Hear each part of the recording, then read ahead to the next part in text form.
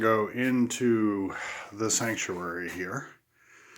We're going to have a little, I haven't done a video in a while, so I am thinking about doing a video. I haven't done one. What should I do a video about? Ooh, let's do a video about this guy.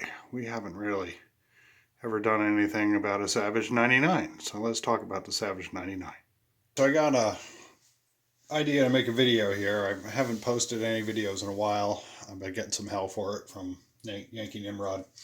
So I thought I would take some time this morning and do something to, appease my subscribers, make them happy. So I was thinking, I haven't done a video on my Savage 99, and so I thought maybe I'd put that out there and, see what the views are, see if people are interested in it. It's kind of an interesting gun in the sense that it's one of the few turn of the century style, 20th century, turn of the 20th century guns that was not made by John Browning and was actually relatively, successful, and people, kind of had a niche, following behind it, and also started the Savage Gun Company, which still is in existence today and makes some pretty fine products, but they don't make these anymore. They stopped production of the Savage 99, I think, in the mid-1990s. I could be wrong on that. Comment below if you know. And they ever since they stopped production of them, they've been, asked by people to resume production, but they won't because it's just too expensive to make these guns nowadays. Anyway, the Savage 99 itself is a pretty interesting gun. It's a lever action, as we can see here. We all know what lever actions are, but it has a really kind of a unique lever action to it. It's what they refer to as a really first hammerless design. It doesn't have the action that comes out the bottom like the 94, but that was because it has a really unique rotary magazine.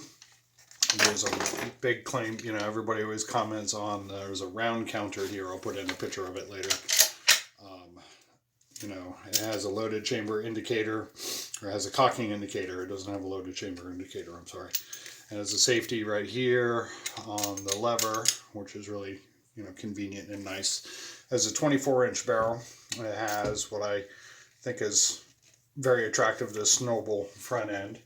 My gun was made in 1936, and it shoots the 300 Savage, which is classic caliber for these guns. And originally they were made in 302 Savage, so you can find a lot of them, you see in gun stores fairly cheap.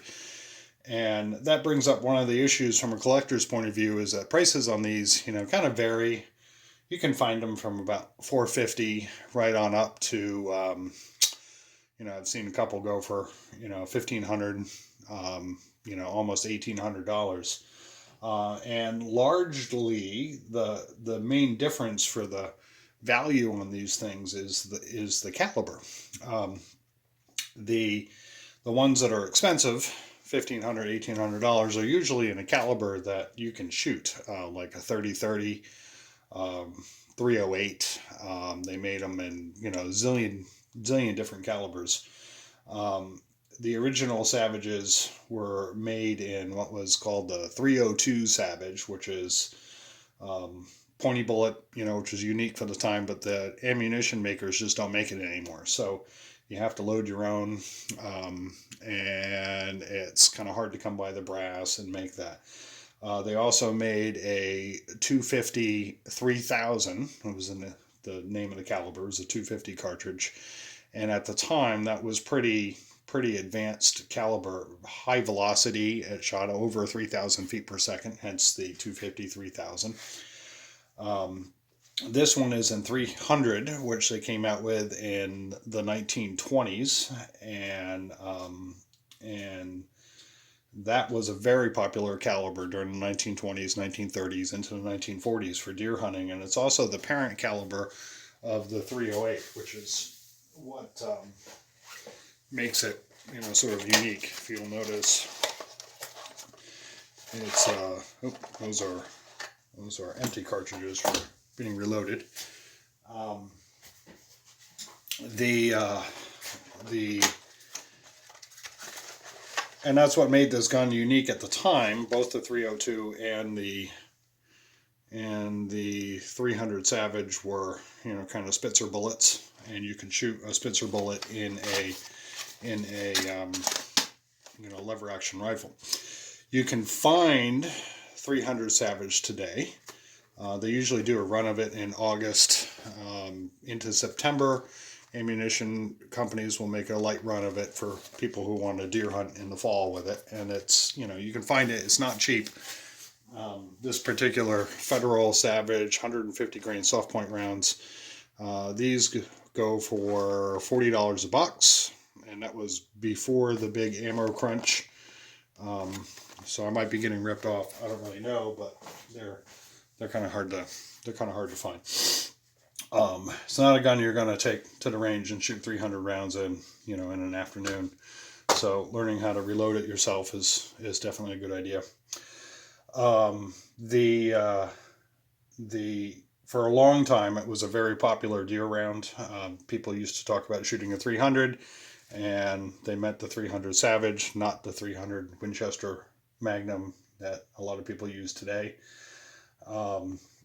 It's definitely got some spunk to it, and but it doesn't have a high recoil. It's actually fairly mild to shoot and quite comfortable. I really like, when I do shoot this rifle, I really do like shooting it. It's really nice to shoot. The action isn't near as smooth as, say, a Winchester 94 or a Marlin 336, but it definitely it definitely will get the job done for you. Think of it as a bolt action rifle, and it kind of cycles about that fast. But it is a kind of a unique, interesting rifle to shoot. It's sort of an Art Deco design. And it has a nice, can't really see it in this image, but it has a really nice case-hardened lever.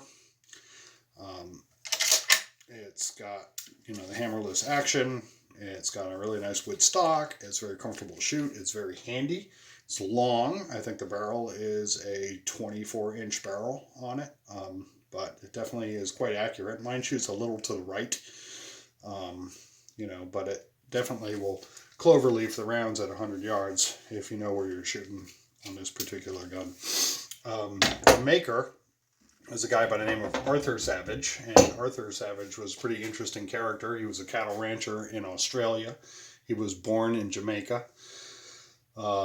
He not only started the Savage Rifle Company, but he sold off his shares for that in the early 1900s, and he moved to California, and he was famous for inventing the radial tire, which we all use today. So he was kind of a person who dabbled in all different kinds of careers to make money. The Savage Tire Company was sort of his baby, and he ran that, until he died at the age of 81. And interestingly enough, he committed suicide at 81. So I don't really know why or how or what the deal is with that. But I guess maybe he got too old. But anyway, it's kind of an interesting rifle. They're definitely collectible. The ones in 300 are desirable because you can still find ammo for it. You can find, ones in 30-30 or any caliber that you can find that you can actually shoot tend to go for a lot more money.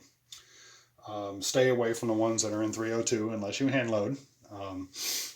The hand loading for them, I believe.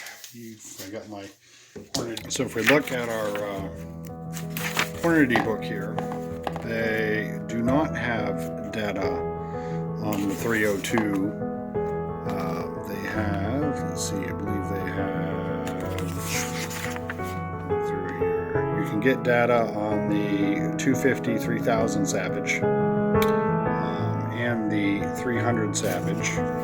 They don't have 302 data, which is really interesting. So